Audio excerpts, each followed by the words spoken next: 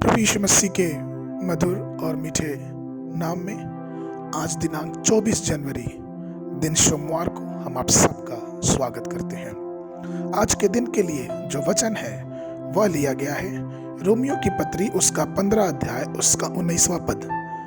वचन इस प्रकार से कहता है, और जिन्हों और चिन्हों और अद्भुत कामों की सामर्थ्य से और पवित्र आत्मा की सामर्थ्य से मेरे ही द्वारा किए, यहाँ तक कि मैंने यरूशलेम से लेकर चारों ओर इलियुस तक मसीह के सुसमाचार का पूरा प्रचार किया।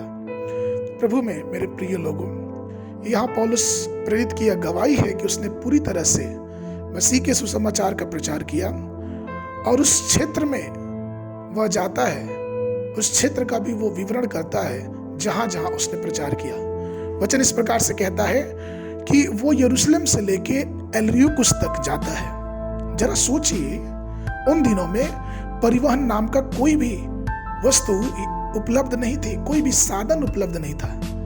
आज जिस प्रकार से हम देखते हैं, आज हमारे पास हर प्रकार की परिवहन की चीजें मौजूद हैं। हम उड़ सकते हैं, हम ट्रेनों में बैठ सकते हैं, हम एक्सप्रेस बस में जा सकते हैं, हम प्रिंट मीडिया बना सकते हैं, हम किताबें छाप सकते हैं और हर प्रकार की सुविधाएं हमारे पास हैं। लेकिन जरा हम पौलुस के समय का ध्यान दें कि वो किस प्रकार से प्रभु के प्रचार को, प्रभु के सुसमाचार को लेके यरूशलेम से इलियुस तक वो चलता गया।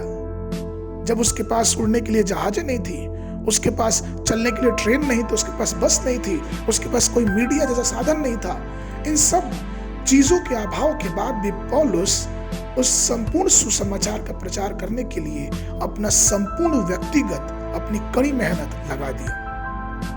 और ये हो सकता है हमारा भी यही रवैया होना चाहिए, हमारे भी यही सोच होनी चाहिए प्रभु के सुसमाचार को लेके कि हम संपूर्ण समर्पण के साथ, अपनी कड़ी मेहनत के साथ उसके शुभ समाचार को दूसरे तक फैलाएं।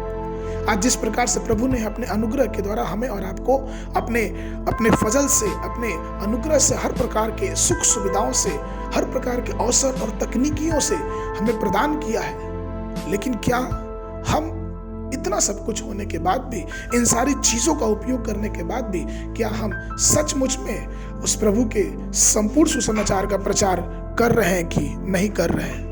मरकुस रचित सुसमाचार उसका 16 अध्याय उसके 15 पद में वचन इस प्रकार से कहता है, और उसने उनसे कहा, तुम सारे जगत में जाकर सारी सृष्टि के लोगों को सुसमाचार प्रचार करो।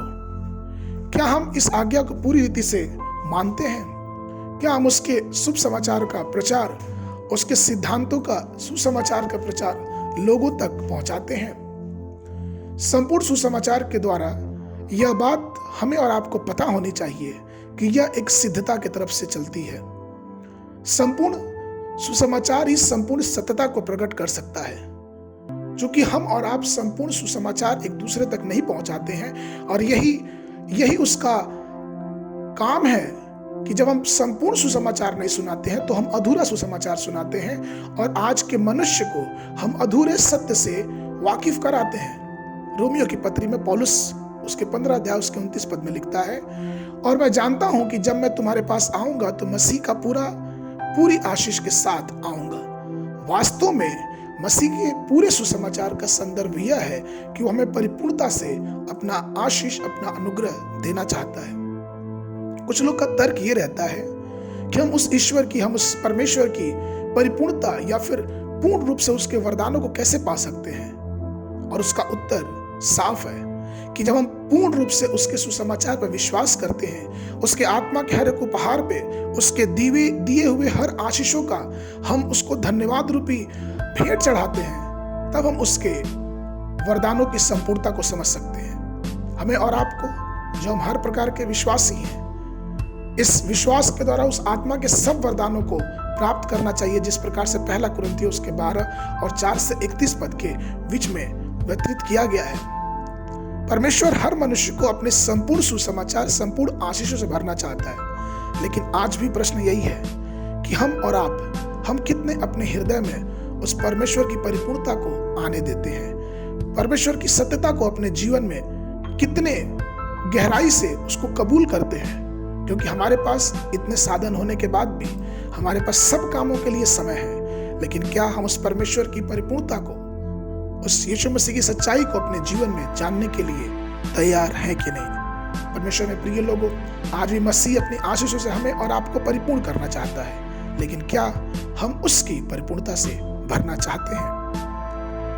आज के मनन के लिए जो पद है वो लिया गया है यूहन्ना रचित सुसमाचार उसका 10 अध्याय 10 पद। चोर किसी और काम से नहीं परंतु केवल चोरी करने और घात करने और नष्ट करने को आता है।